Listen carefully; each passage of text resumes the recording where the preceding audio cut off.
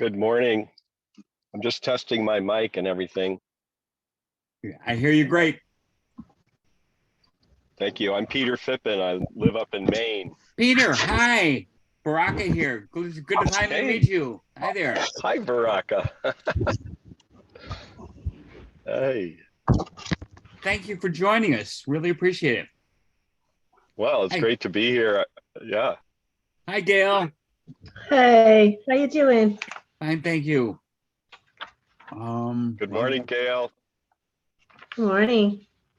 So we have a few more minutes. We'll just see who else drops in. There's Danny. Danny, hi. Hi, I was able to make it. Thank you. I'm so glad you could make it. Thank you. It's so good. It's all home week. old and new home week. Yes. Hi. So, Danny, Gail, this is Peter, a Vicky friend that I've just recently made acquaintance with. Hey, Peter. Hi. And let's see. Let me hear you. Yeah, we've got a few more minutes here. Yeah. Okay. So,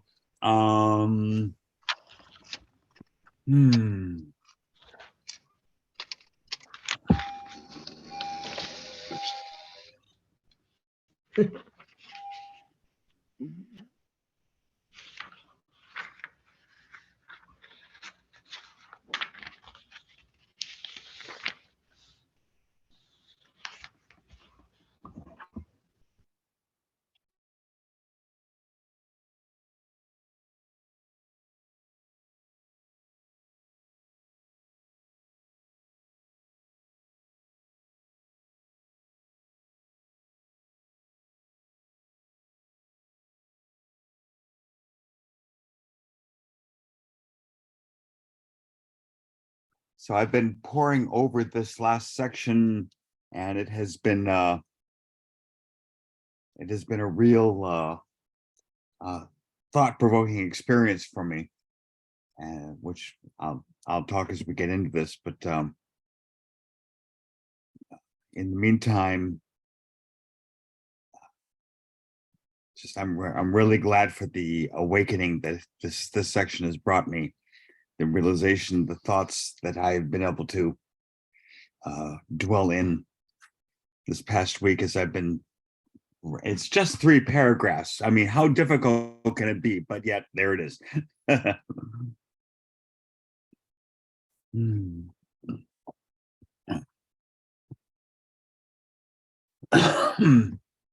And Mary's here. Hi, Mary.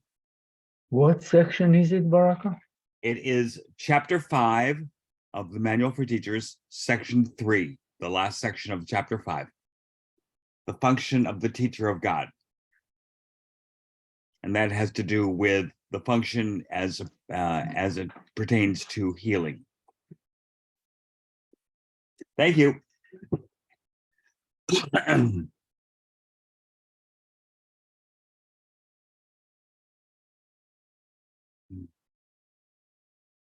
So I'm going to be able to let's see,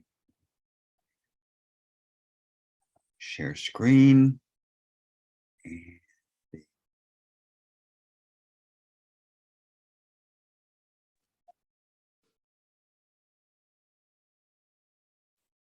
we go. Leslie, hi Leslie. Hi, Baraka. Hello. Hello there. Good morning. Hello. Hi Carolyn. Hi, Gail. Hi, Carolyn. Hi, Judy. Hi, PG. Peter. PG is Peter. Peter, of course. Yes. He's a new Vicky friend. And Judy, hi Judy. Moved. Good morning. Yeah, that's his avatar. He'll be right Wow. back. He's a stone-faced individual. Just kidding. Yeah. Yeah. And I see Danny's everybody. back. Oh. Who's back? Well. Welcome. Mary? Danny's back from his adventures. Ah, How was New Zealand, Danny? It was beautiful. Yeah, that's what we hear. That's what all the Lord of the Rings movies tell us.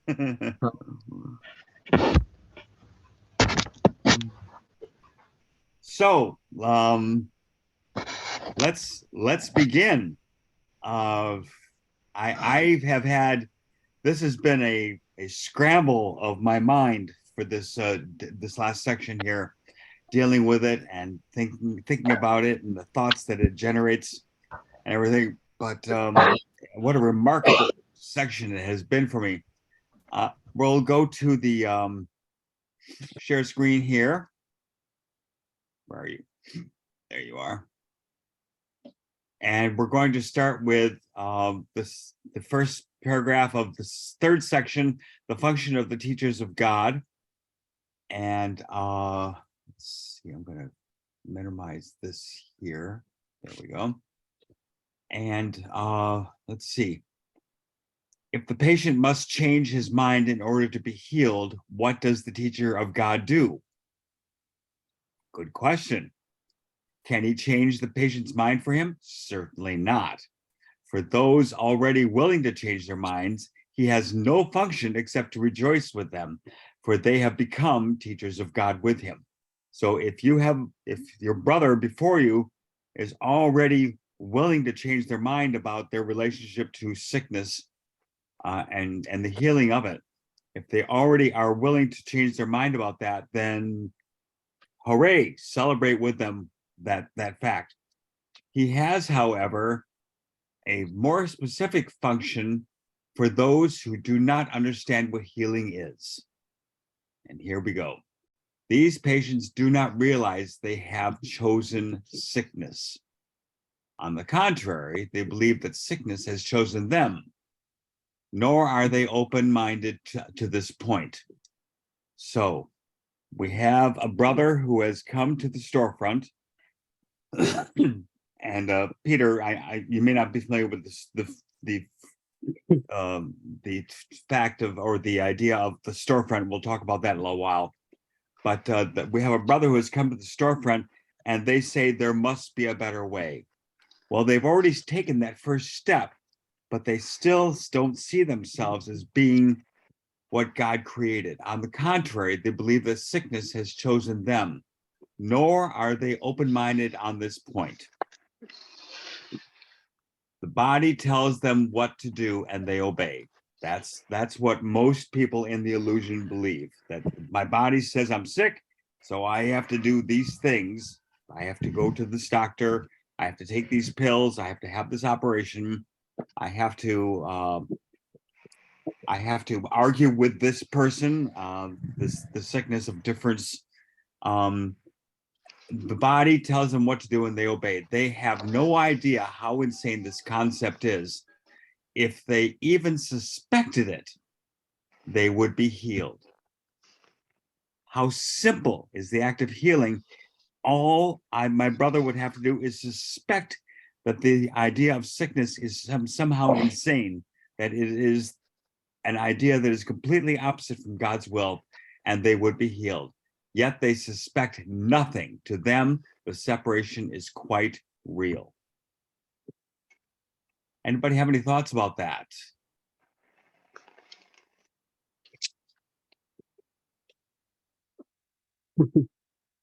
Anybody? Well, it comes back to the lesson, of course, that sickness is a defense against the truth. Mm-hmm. Yes. But how do I approach someone who has no idea what that thought is, has never even heard that before? How do I approach that for them? How do I bring them to the idea that there is something other than the sickness controlling the body that is a more sane way of seeing that? That's more of a, I'm asking it more of as a rhetorical question, because as we go into this next paragraph, we will see what that idea is and what that action is that the teacher of God the manager of the storefront what they can do to help the brother who is there asking, there must be a better way, what they can do to help that brother approach that. Yes, Daddy. Well, if everything is actually a projection, the people that we see that come to our field of awareness are actually representing our own mind. Mm. So it means that somewhere, since minds are joined, I also do not believe in the truth that there is no sickness. Well, or it might be that we are having this person, this brother before us, to remind us of what that decision is. Yes. I can have a very full knowledge of what God's will for me is, and God's will is not sickness. Even though I may myself perceive a sickness within my body, like I perceive I am diabetic. Okay, I perceive that I have something, a gallstone. I perceive that I have cancer in my body. I perceive anything else other than that which seems to be, which tells me it is not the will of God. That brother before me is there to teach me how different that is. But still, I have this brother before me. I am a teacher of God. I have accepted that role. So therefore, it is my duty to perform the role of a teacher of God. And what is that? Let's take a look at the next paragraph. So here we are. Yet they suspect nothing. To them, the separation is quite real. To them, God's teachers come to represent another choice which they had forgotten. I am remembering this for my brother, and I'm honoring my brother's presence before me as the idea that I can somehow remember this choice for myself and for my brother. The simple presence of a teacher of God is a reminder. His thoughts ask for the right question, as Look's thoughts ask for the right to question what the patient has accepted as true. The question is, how can I be sick? That I am sick. This is what the patient says. And I am here to accept the opportunity to ask the question, what is true? What is true for you as a patient? As God's messengers, his teachers are the symbols of salvation. They ask the patient for forgiveness for God's Son in his own name. I ask my patient, my brother, my client, to be willing to accept the idea that what he sees before him or within him is not true. It is not true. It is indeed the idea. They ask the patient for forgiveness for God's Son in his own name. They stand for the alternative. The teacher of God stands for the alternative. With God's word in their minds, they come in benediction, not to heal the sick, but to remind them of the remedy God has already given them. I am not here because if I want to heal a sickness, that means I see the sickness as real. Instead, I am asking my brother, my sibling in Christ, to accept the idea that what we are experiencing is not God's will, and I ask for the forgiveness for that thought. Not for the forgiveness of sickness, but for the forgiveness of the thought that I am somehow separate from God. It is not their hands that heal. It is not their voice that speaks the word of God. They merely give what has been given them. In other words, what we have been given as teacher of God, we then turn and give to our own brother the idea that we are one in God's will. Very gently, they call to their brothers to turn away from death. Behold, you son of God, what life can offer you. Would you choose sickness in place of this? This is boils down, in my mind, it boils down to the ultimate question: do you want to be right or do you want to be happy? If I want to be right, then I'm going to see myself as sickness. If I'm going to be happy, I'm going to see that the sickness that I perceive in myself as being simply a thought in my mind, not a thought in my body. I am not a victim of this world. I am the whole creator of this dream that I see myself in, and that I can very easily save myself from by simply acknowledging who I truly am as God created me. Behold, you son of God, what life can offer you. Would you choose sickness in place of this? Not once do the advanced teachers of God consider the forms of sickness in which their brother believes. Excuse me. Whoops. Too fast. To do this is to forget that all of them, all the sicknesses, have the same purpose and therefore are not really different, whether it be diabetes or cancer or an upset mind or an argument with a brother or any other disability that the body sees itself victim of. All of those things are all the same. They are all something that believes I am separate from the will of God. They seek God's voice in this brother who would so deceive himself as to believe God's son can suffer. So the idea of healing is to see the voice for God in my brother, no matter how sick the brother may think its body is. My job is to see the truth of God in my brother. And in doing that, I see the truth for God in myself. And they remind him, my brother, that he did not make himself and must remain as God created him. This is the turning point. This is where the healing occurs, when I remind my brother that God's will for them is perfect happiness. The body's will is something else, but it has nothing to do with what my brother and I both share in the will of God. They recognize illusions. Teachers of God recognize illusions can have no effect. The truth in their minds reach out to the truth in the minds of their brothers so that illusions are not reinforced. I see you as perfectly whole and healed because of the will of God, in the will of God. This is how I will perceive you. I will forgive the idea that there is any sickness or disease or discontent or unhappiness or unwillingness in this relationship. I am here to be the perfectly created child of God with you, standing with you.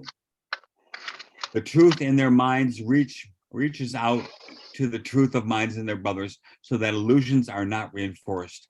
They are thus brought to truth. Truth is not brought to them. We walk out of the darkness into the light. We don't haul the light up and slam it up against the brother. The light comes from the absence of darkness, and the absence of darkness comes from walking out of that darkness into the light. They are thus brought to truth. Truth is not brought to them. So are they dispelled, not by the will of another, but by the union of the one will with itself.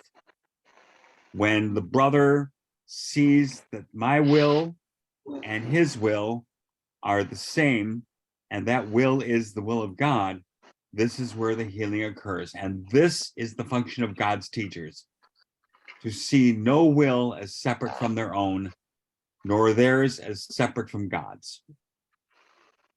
This is how healing occurs. Simply by seeing that my will and the will of my brother, the client standing before me in my storefront, those wills are one and the same, because there is only one will that is truth, and that is the will of God.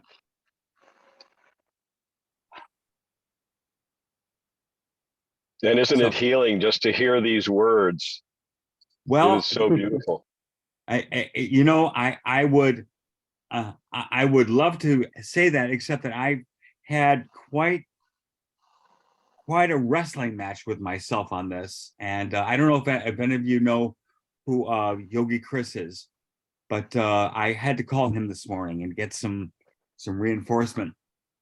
The idea that I am, and what my question was, what if I see myself as sick? I see I have diabetes. Okay, how can I possibly heal someone else if the idea of diabetes is in my own mind? And what Chris pointed out to me was that it doesn't matter what the body thinks is going on. It's what I think in my mind is going on. And my mind, I am committed to the idea that my mind is one with the will of God. Yes, Leslie. I have an experience that I'd like to share. Sure, please do. And tell me if I've shared this before. I've only shared it with a few people, but I'm not going to anyway. tell you. I want to hear it again anyway. Okay. So my husband and I, we went to the emergency room. There was great pain in my belly, and we were in the emergency room for hours, and in my mind came, ask Jesus to hold your hand. So I did in my mind. And then a surgeon came along and said, you're going to need surgery. My team and I will take care of you. I went into surgery. When I woke up, I didn't have any pain. I had major surgery. I was left with a colostomy bag, which months later was reversed. But it was almost like a dream that I saw it and didn't react to it the way I would think I would. Mm. The first night, I was awake the entire night, and I was in the moment every moment. I didn't think, oh, geez, I wish I could go to sleep. I just was looking at the thoughts that were going through my mind all night, didn't sleep for a second. Well, you got a great big hole in your belly. That's probably one reason. But no pain. Good. So, it was so that night I was lying in bed. I had the nurses turn off the lights because I was going to watch a movie. And at one point I felt something brush my face. And even though I knew it wasn't physical, my immediate reaction was to brush it away. And then it caused me to look up, and the entire room, it was a big room, the entire room was filled with like these fine etheric squares that were three-dimensional, and they were like waving, like slightly, not as much as I'm showing. It was amazing. it, it it was light. It was light that was making up this webbing, this net, three-dimensional. So I, because of the no pain, it took me out of the sickness of the body while I was in the hospital. And, it was just profound. So that's what I wanted to share. Thank you. My So pleasure. where is this in our relationship with the client? if I can see myself as being held in the love of God that way, how difficult can it be for me to express that to my brother? Simply by telling the story, that story for one thing. You know, there is, the brother says, I'm so sick, I'm gonna die, I've got, you know, or I've got this argument with my brother, this my next door neighbor says he's an asshole, and I want blah blah blah or whatever. Whatever that point is, I can say, okay, look, here's what I have as an example. I don't know how this is going to speak to you, but I need to tell you what my story is, what my experience is, so that I can let you know that there is another way. There must be a better way. That is Peter, that's the name of our storefront. Okay. There must be a better way. And the client comes to the storefront, not even knowing what that is. Okay. But I can tell you that there is a better way. And here's my experience of that. And it's not a matter of preaching. It's not a matter of hitting him over the head with God or anything. It's just saying, here's what I have, and here is the story of the will of God in my life. Can you see this in yours? Do you see this as a possibility? Is there even the possibility of there being a change in your mind that puts us one step forward to the healing of whatever it is that you're thinking there must be a better way of? Okay. Yes, Peter, go ahead. Thank you. I enjoyed listening to your story, Leslie. That was beautiful. And I'm trying to lower my hand here. I don't know how to do it on a phone. The experience that you described is the gift the Holy Spirit of Jesus, gave to you as a result of your devotion and your faith of, just watching your mind. I mean, that is so beautiful. Just, being in the presence. We're always in the presence, okay, whether we're aware of it or not. So aligning our minds, with the presence allows us to experience, that which is being offered to us all the time. So my take on this section is quite simple. I got a long time ago that how Jesus was able to heal those that he encountered was he was not seeing them as separate from himself. He was seeing them as the holy child of God. He knew himself to be the Son of God in that equanimity and that perfect equality and that acceptance of the atonement and the at-one-ment for himself in all of his doings. That's where the healing lies, that we aren't separate. So accepting the truth, accepting the atonement, that's the only responsibility of a miracle worker, as we've been told over and over and over. My only responsibility is to accept the atonement for myself. And in that, whether we get there every time completely, in our awareness or in our focus, it doesn't really matter. It's, what matters is our attempt, because the Christ within us knows the truth. We don't have to know the truth. We can just allow that being that we know is there because we've been told and we've had the experience. We allow that to join, with us. And in so doing, we're able to join with whoever's in front of us. Willingness is the first step to anything. Absolutely. And through, my practice these days is so focused on what I'm calling radical gratitude. It's the simple fact. It's just the simple fact that I am a beautiful creation of a beautiful, loving creator every day, to just, remember that and allow the truth of that to sink in. There, I don't have to have anything happening in my life, payday or seeing anyone in particular, just that knowledge that, oh my God, literally, oh my God, I am, a holy, divine, eternal, loving and lovable creation of a loving and lovable creator. And allow that truth every day to saturate my mind.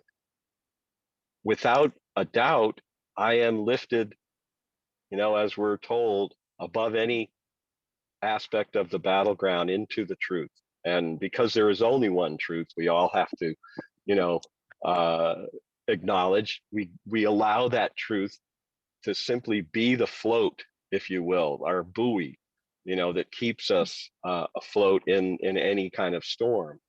So, joining with that person, not seeing them as separate, allowing that truth to occur within as an exchange of equality, the perfect equality of the Holy Son of God, then the healing can happen. And we don't have to see it happen. It doesn't have to, all of a sudden, the shriveled hand doesn't have to become, whole, or the leprosy go away, or the blind. We can just let go. We don't need to worry about, oh, how is this miracle going to come through?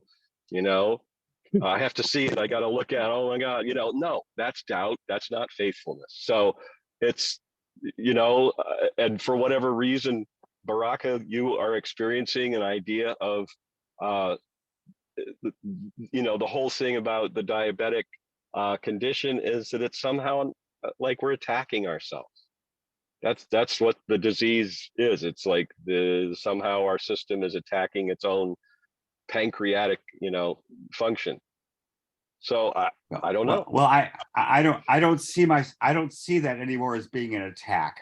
I see it as being simply a choice that I am making. I'm not a victim of the diabetes. I am simply acknowledging that this is how I am. I'm obviously here in the separation. I'm obviously here in the dream and the illusion. So my idea of being a, oh my goodness, there I am. on the screen. I am there being a, it is almost as though I am there being a witness to my brothers that I am somehow past the point of being a diabetic, and I'm now on my way to healing the world in my mind. Yes, Danny, your hand is raised. Go ahead.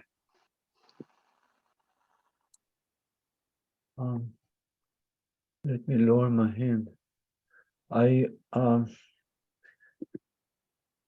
We come to these meetings because we are inspired to join together, and I'm very inspired and very grateful. I also wanted to share that I did not come for a long time, because I actually went through very, very difficult time, like of illusionary, fearful thoughts that I knew all the time they were not real. However, someone in our email group sent an email about, and I'm sure many of you read this, I don't know who sent it. I'm not remembering right now, but it doesn't matter who sent it. There was this story about this small boy that was 9 years old in Auschwitz. And then when he was 12 years old and he witnessed his mother and father and sister die from starvation, he decided very, very strongly to figure out what is real. Is this world of Auschwitz, of the crematoria, of the hunger, of the death real, or is his inner world real, where he actually felt love? He was experiencing love inside, good memories. And he did not know what the answer was.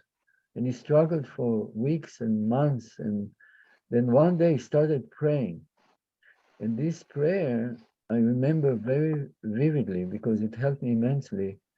It consisted of the words, "Show me the truth." Only 4 words. And he kept day and night, "Show me the truth, show me the truth." And then nothing happened, nothing happened. And then one day he heard a gentle voice that told him, "You must decide." Only 3 words. And You must decide. you must decide.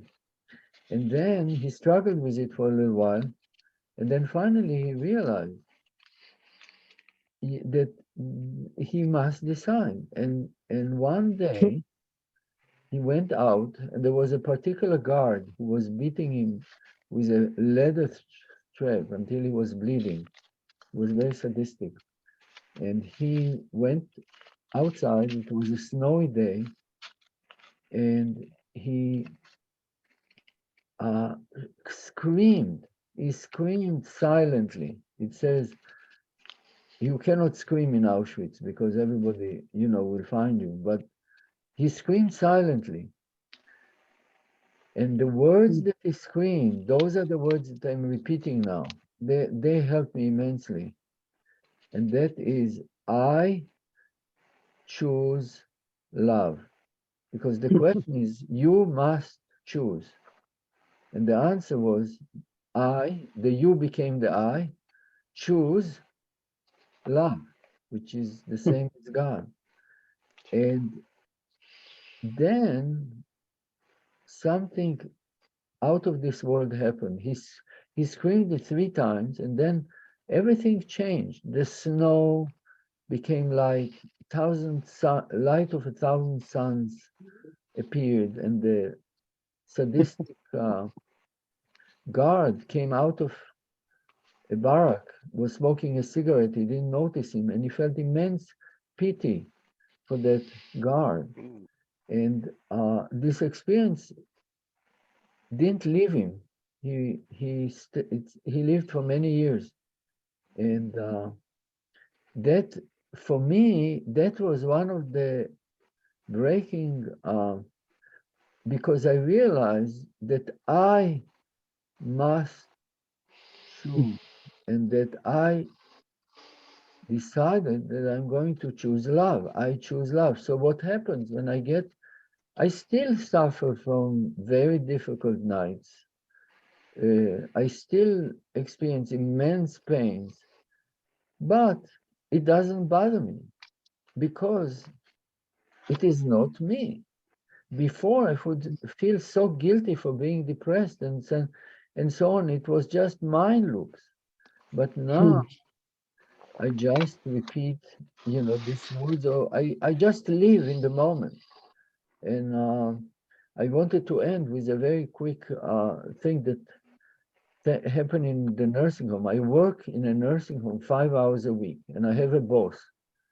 And the boss, her name is Deborah, she told me that I must visit this particular room every time on Tuesday when I come to do personal visits. And there are 2 people in the room. One of them, and the room is always closed. Most rooms are open, but this room is always closed.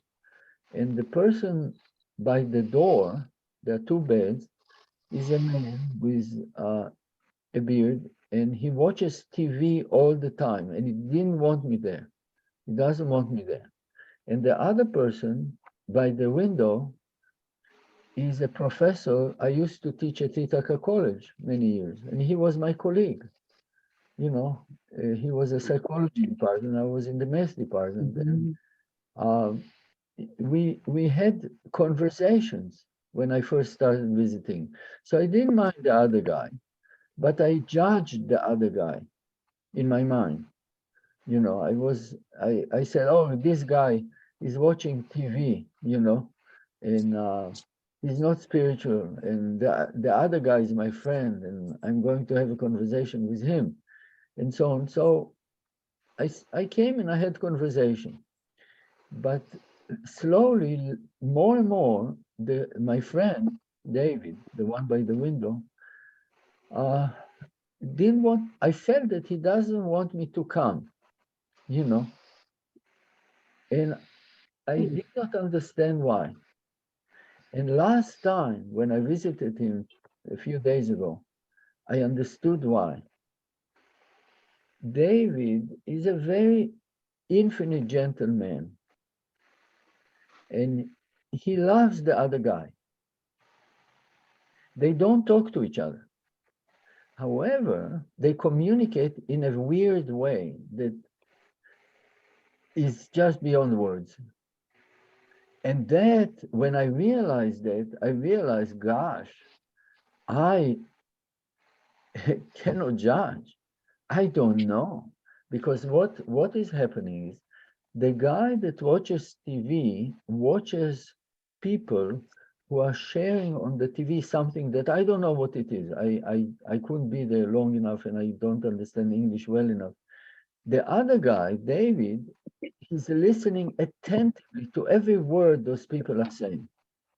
And he's joining with them. Even though it's on TV, it doesn't matter.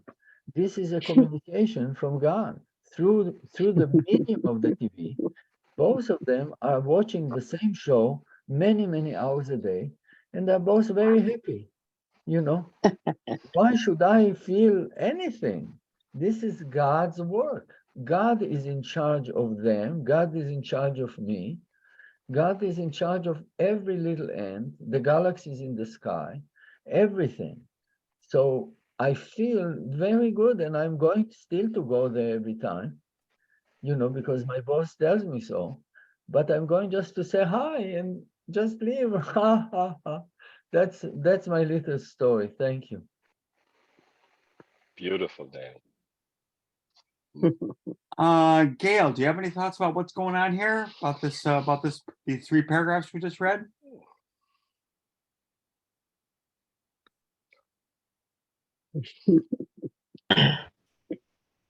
Yeah. My thoughts are that Leslie, is this the book about that story?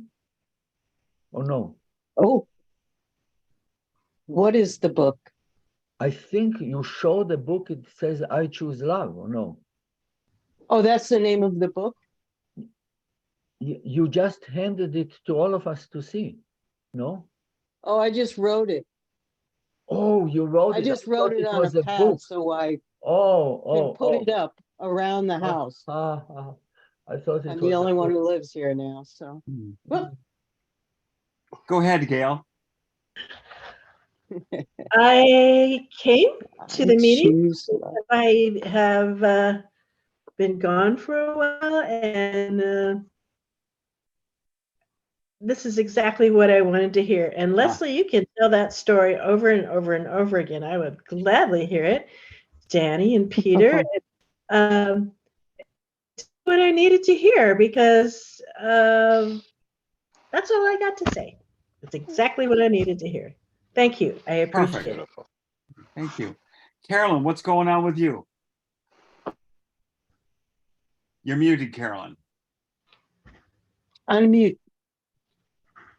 There you There go. you go. Thank I'm you. listening right now. I love Okay. this passage and it really speaks truth. I smiled when I was reading it and I'm thinking, I don't have to do anything except know in me and smile at that person and listen. And listen. Yes. Very good. Excellent. Excellent. And I'm having more and more fun on my shopping days, looking for, you know, the salesperson who has absolutely gorgeous posture. And I called him over and I said, I'm really admiring your posture. He said, do you know, I really try. And I said, well, it's successful. I mean, why would I say that? But, you know, I've taken this on as it came up in a specific discussion, maybe in the Course in Miracles group or I don't know. And a lady was walking in the store this morning and she had the biggest smile on her face and she's just shopping and, you know, with the big smile. So I went over to her and I said, I don't know what you're smiling about, but it sure makes me feel good. And she said, I don't know either, but it makes me feel good too. So I I'm love having it. fun talking to Perfect. people, acknowledging the pluses, and just being. And I don't have to worry about convincing anybody else or doing anything. And I think this passage really affirms that for me, that Excellent. we can just relax, you know, Mm-hmm. relax and be. And be. Choose love, be love. Don't worry about solving somebody else's decisions or problems. I don't need to do that. Extend love. Just be Mary, what's going on? nice. Oh, hi. Am I muted? No, No, or you're, no? I hear Okay, you. I'm good. Okay. First of all, I want to say hi to everybody. I heard some hellos in the beginning and I wasn't able to say hi back, but I do appreciate being here. And I so appreciate, you know, seeing this bigger group today. And Danny, welcome back. We've Yes. been thinking of you and missing you. And I so appreciated your story about that little boy. Oh my gosh, I felt like I could cry, but what a beautiful story and what a beautiful ending. You know, and then Carolyn, was it you or who wrote, or Leslie that wrote I Choose Love? Was that, I forget which one, Yeah, held up Leslie. Leslie, thank you. That was so beautiful too. And Danny and Peter, I don't think I've met you before, or if I have, I apologize, but hello Yeah, again if I no. have. Peter's a first timer. Oh, good. Okay. Nice to see you. And thank you for all that you said. It meant so much. And what was I going to say?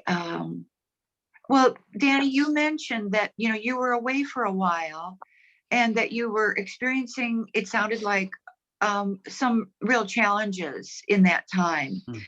And, you know, I guess one of my questions would be, what brought you back today?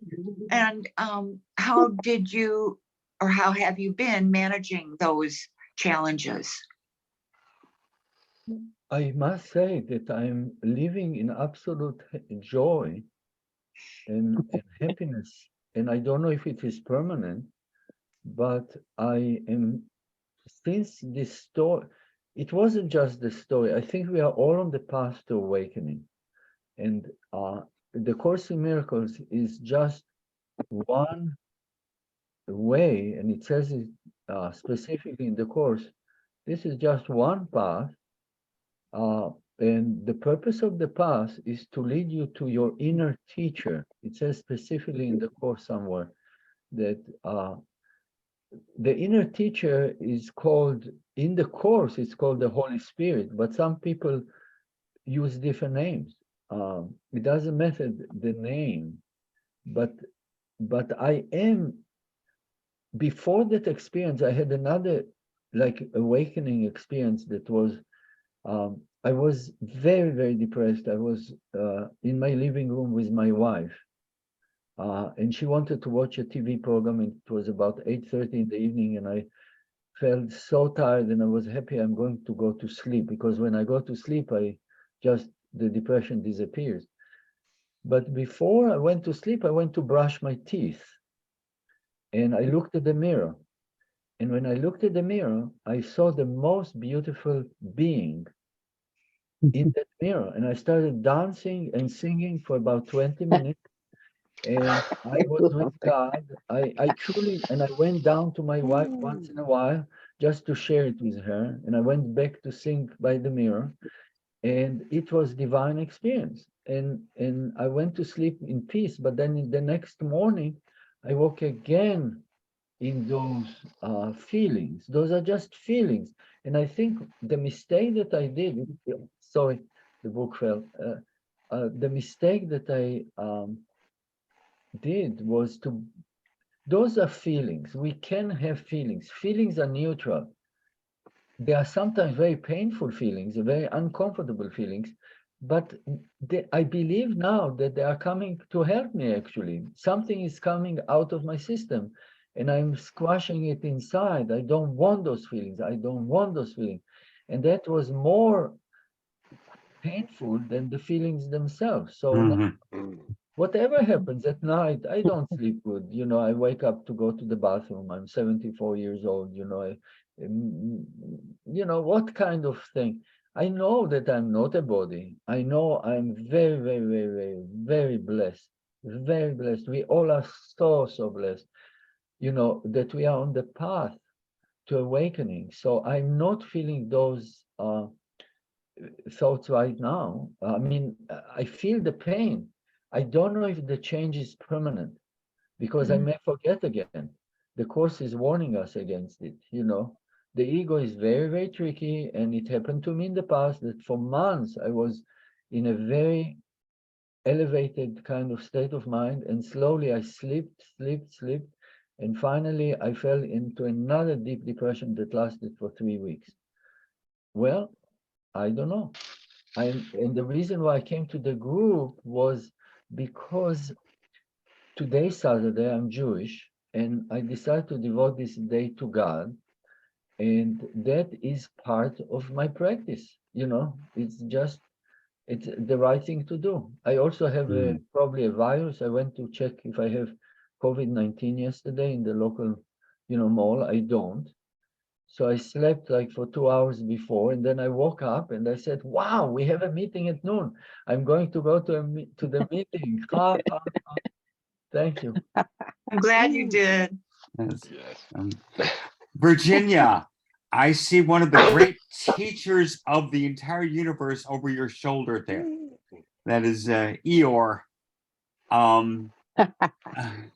Eeyore has outwardly some issues with dealing with the rest of the world. It's so depressing to him, and yet we love Eeyore so much for his bravery, for his willingness to see that there is something other than what's going on around, you know, right in front of him like that.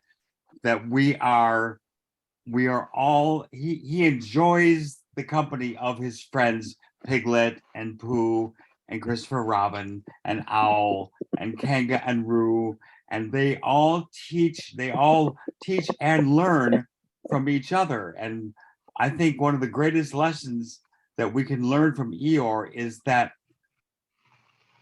whatever we think is going on around us, whatever we think is depressing and terrible and whole, it is not real, because we have our brothers in Christ around us to support us and be the mighty companions that they are. So Eeyore, Yes. thank you very much for that lesson.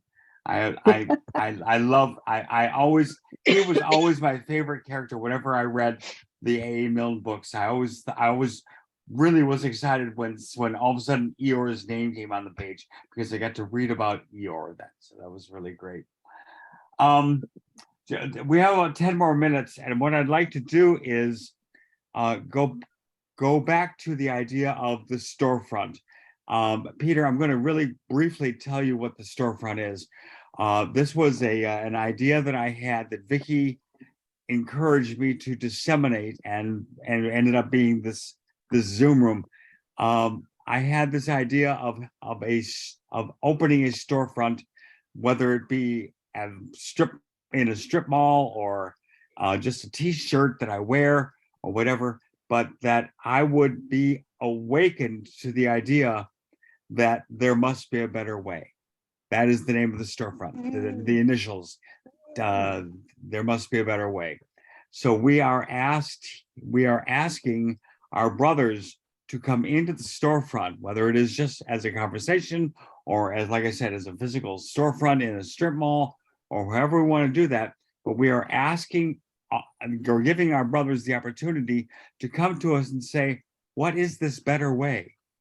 What is that? And how can I provide that answer to my brother?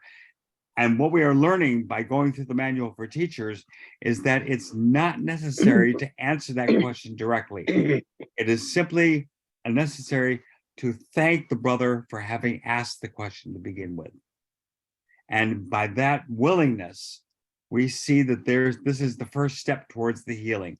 Whatever this brother thinks is wrong, I have an argument with my next door neighbor. I have an argument with my wife or my husband. I have an argument with this guy in the store. I have an argument with my doctor because he says I have this sickness and I think I have this sickness, or I have an argument with myself. I think I have this sickness. There must be a better way to look at this. And by doing that, by honoring that idea that there is a better way, I can be present for my brother who has come before me to teach me that there is a better way, because whatever is happening out here in front of me, it's because I have asked it to happen. I am not a victim of this world. The world is showing up to tell me and be for me what I have asked it to be. I have asked it to be this. Now, I don't mean to step on anyone's toes or anything, but I know that several of us, including myself, have had the idea in our body of cancer. And that idea is a pretty radical idea. That's a big mountaintop. And so I am here to be convinced of why I shouldn't let that take over my body and be the worst thing in the world for me, to the point where I want to, just give up. I am here to be taught that there is something other than that in this dream, in this illusion. And that dream or illusion is the idea that the body is not telling me what to do. I will tell the body what to do. And no matter what that symptom looks like, what I'm telling the body to do is to be love, is to be the exception to love. I mean, the presence of love that I think is being a stumbling block. So when I have a brother come to me and say, I've got this going on in my body or in my life, there must be a better way. I am saying there is a better way, and that better way is by acknowledging God's will. God's will for me is perfect happiness. That's lovely. I'd like to share another experience real quick. Go ahead, please. Something Peter or Danny said about gratitude. So I was hiking on a mountain on a very strenuous path up in Acadia National Park. And 2.5 hours into this hike, my left knee started hurting and I started limping. And in my mind, I was thinking of all of the awful things that I would need to go through because of this knee. And I was limping more and more. The pain was, as I was thinking these just negative thoughts, the pain was going down my leg and up my leg. And I was pretty far from the car. So I just, anyway, at one point, excuse me, Peter, could I ask you to mute because you're outdoors and so we're getting wind noise. I'm so sorry. Your microphone. Yeah, Yep. just go ahead and mute if you would, please. You're forgiven. Okay, go ahead, Leslie, please. So I stopped, and at the time I was listening to Abraham CDs every day, and I stopped and I said, "This is not what I want." I 20 minutes into this, all these negative things, I said, "This is not what I want." And so I said to myself, I'm going to do a rampage of appreciation. And so I said, it is an absolute gorgeous day. I have seen so many scenes, photographed. I spent time with a deer at one point. So I just was noticing all the wonderful things. And I only did it because I wanted to change my mind. I wasn't trying to heal anything. But after a while, I thought, oh, the reason why I started this rampage was because of my knee. When I checked into my knee, there was absolutely no pain whatsoever, not a twinge. So gratitude is so powerful. And thank you for reminding me about this. And when I got home, I started the course. I had tried it a couple times, it didn't work. And this time I did the course and it took, and I was so thrilled. So thank you for Oh, thank you. allowing me to share that. Now, can I take this one step further with you, Leslie? Say you have a person who has come to you with that very same issue about the knee. And Peter and I both have just gone through knee replacement surgeries ourselves. So this is something that's really, I've got a pain in my knee. But I know there must be a better way. Talk to me. Be that teacher for me. How Okay. would you communicate that? I would say, well, I have a story I'd like to share with you if you're open to it. And you say, of course. So I would share that. And I would also say two things. I would say appreciation, or okay, I'm talking to you. So Baraka, what I have done in my life that has worked is appreciation. If I notice a negative thought in my mind, I can look around. There's so many more things to appreciate than there are to keep that negative thought system going. And I would say, experiment it with it yourself. And I would say the other thing is I choose love. And I would maybe try to tell the story that Danny told and just say, these are things that you can try that and you have to see yourself. I mean, you're believing that there must be a better way. Well, there is a better way. And I yeah, try it. Try it for yourself. That's the only way you're going to know that this experience could work for Okay, you. so And how is that do going it. to make my knee feel better? Yeah, so forget making your knee feel better. To me, I believe that's a key because you're focusing on your knee. It's You need to making the knee focus on real. things. Yes. Right, making the knee pain real. Right. Just like I've made the cancer real. Uh We are now yeah. we are now past the point of we are at the point now. Let me start again. We are at the point now where real has nothing to do with what the body's talking about, what the body's telling me. Nothing whatsoever. This real has nothing to do with what my next door neighbor is doing to me, or what the guy at the store is doing to me, or anything like that. That is not what is real. What is real is how I am reacting to it, how I am Mm, accepting that in my body and saying, okay, I understand that there is this upset, whatever it might be. My understanding, though, is that this is not something I'm a victim of. I am here to be truly helpful. And the only way I can be truly helpful is to extend love. That's it. That's the only tool in my toolbox. I don't have any other tool.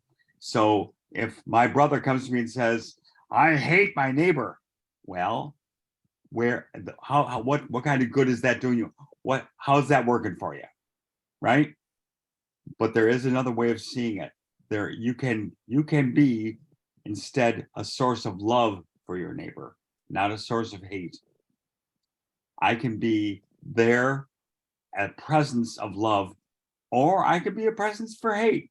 It doesn't matter. It doesn't change anything. God still loves us, but I myself am feeling pain because of the choice that I have made, whether it be a physical disability or a mental disability or a disability of relationship.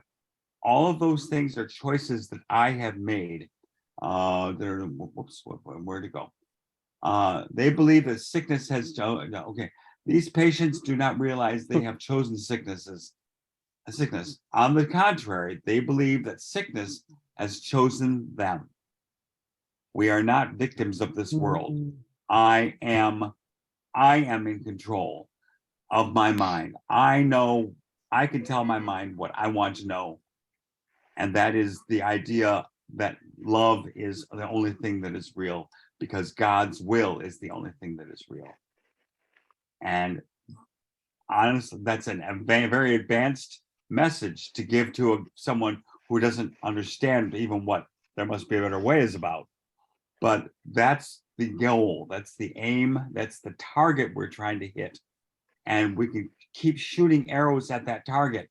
And the target may not understand that the arrows are hitting each time, but eventually, by us being the light that shines before our brother, that light eventually will illuminate the truth. Eventually. Mary, you look like you have a question. I have a quick story to share along the lines of Go ahead, Peter. Leslie's.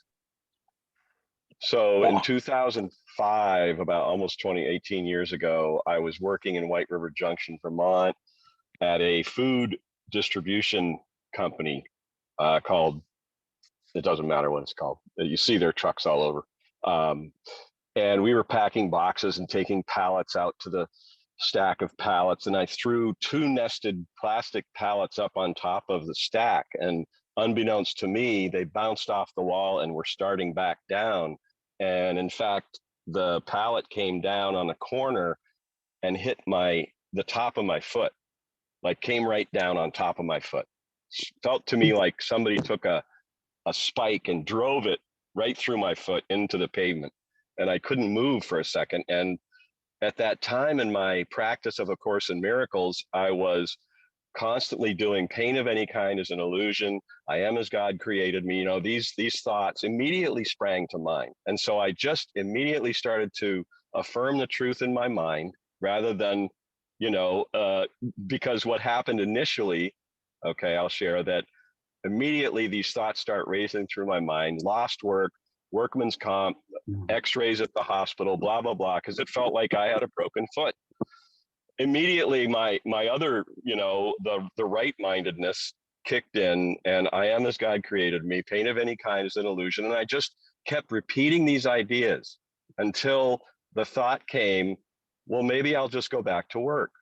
And the maybe is always the Holy Spirit.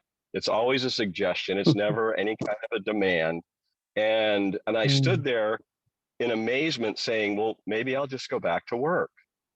The actual pain in my foot had subsided to the point of almost not being there. And I went back up into work, continued my shift, packed the rest of the night, a couple more hours at least, and drove home and forgot all about it. And literally the next morning I was on the toilet looking down at my feet, trying to remember, did I hurt myself? And I pushed on the tops of either foot because I couldn't remember which foot it was, but it had to be my right one. There was no bruising, no swelling, no nothing. So the fact that it was that hot, searing kind of pain that something horrible has just happened. And I couldn't move my foot, literally. And I was like, oh, and all these, idiot ideas of lost work and workman's comp, blah, blah, blah, and I cut it off right within a few seconds. And I didn't allow the body to respond to the idea that I was injured. And what it did was it short-circuited the whole process of injury. Right, because we are not a victim of this world. Absolutely, yes. That's so great. that was an experience I had directly, and I just wanted to share that if you're practicing A Course in Miracles, practice it. Use the ideas it gives us, and they work. Thank you, Judy. Thank you. Judy, I know that there is something bubbling up in you, but you've been so patient. Talk to us. What's going on? Well, I was so glad to hear you speak of Eeyore, because just yesterday I said to a friend, I identify with Eeyore and Winnie the Pooh. And my friend hadn't read Winnie the Pooh, so didn't really have too much idea what I was talking about. I Oh. know. Some Well, people. No. So it's so wonderful because that is where I take my joy, is in the joining with others. And I do sometimes, have a sadness that I view through, blah, blah. So I identify with Eeyore, the kind of bumbling along, but having true happiness in the heart. And is your name Peter or? Yes, Peter. Hello, welcome. Welcome. I'm Thank so you. very glad to have your input, and the extreme gratitude is my parachute out of my egoic thoughts. I have been having some doozies in the last 3 months that I'm dealing with, and just this morning I remembered again that I will not value what is valueless. And it brought me such comfort. Bodies go through things. We're degenerating for a very long time and do the best we can with it. But here's what I have found. My happiness dissipates somewhere else if I'm thinking what to do. Oh, I do what I need to do, and then I wait and get on with it and wait for myself to be in that present now, and extreme gratitude, appreciation, trust. I know I am not my body, and it is a trick of the ego to try to trap my energy that way. And I far prefer to be the holy, may I say, perfect child of God, radiating love. And this is where I stand. This is where my, stop, drop, and pray, Vicky says. Yeah. But I was very glad today that I remembered I will not value what is valueless. Mm. Yeah. I won't have that interfere with my divine.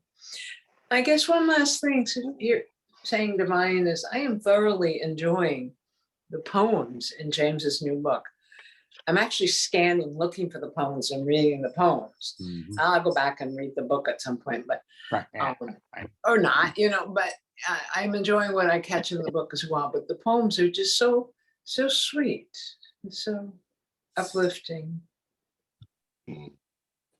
Wonderful. You. Well, one of the things that really topped the course for me was talking about, I can't remember what chapter it is, but Jesus talks about taking pills and saying, "Go ahead, take the pills. Take the see these as being an internal version of healing for yourself.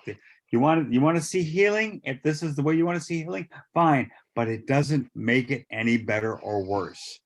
It is simply the belief I have that the body is boss. And until I can finally get over that idea that the body is telling me what to do instead of the other way around, then I'm going to keep doing that. And it doesn't hurt anything. It doesn't affect anything because I'm not giving God those pills. I'm not forcing anyone else to take those pills.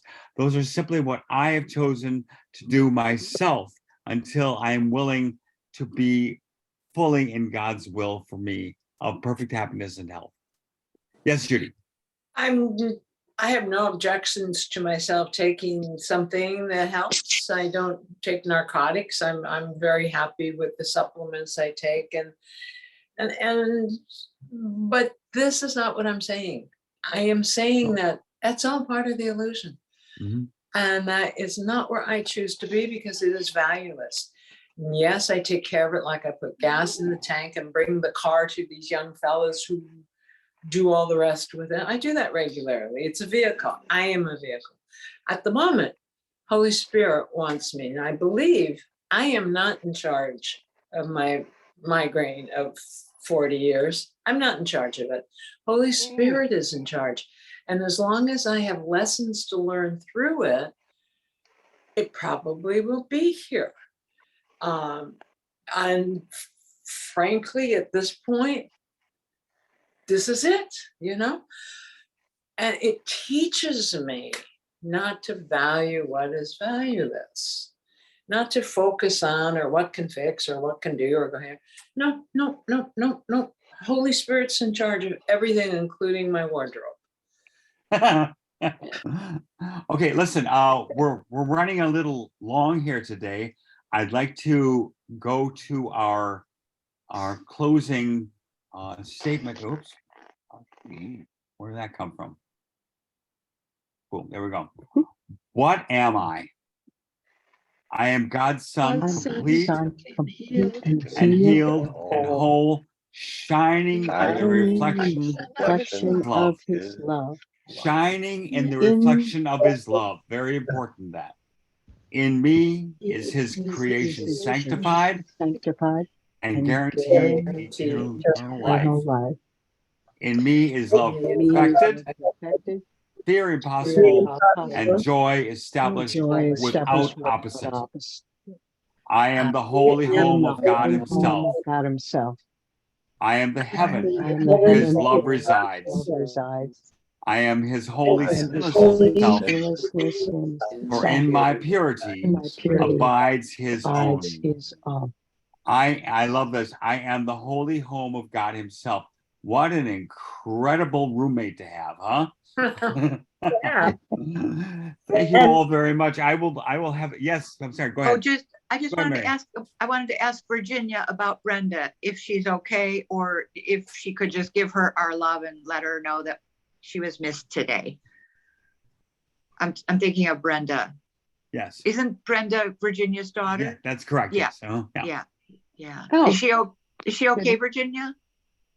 Yes, she is. She's fine. Okay. You just give her our love then, okay? I will. Thank you. Thank you all very much. I will have the recording of this out as soon as Zoom processes it for me. And thank you all very much. I look forward to seeing you next week when we will begin a new section. Is healing certain? Ooh, it better be. Thank you all very much. Thanks for joining. Peter, welcome to the group. I hope you can come and see us some more. Thank you. Y'all Yeah. come back now. Okay, Love you bye-bye. all. Peter, where do you live? Heaven. It's in the car. Yeah. I love it. He lives in heaven. He lives in Maine as well. All right. Okay. Thank you all very much. I love you. Take care. Love Bye-bye. you. Bye-bye.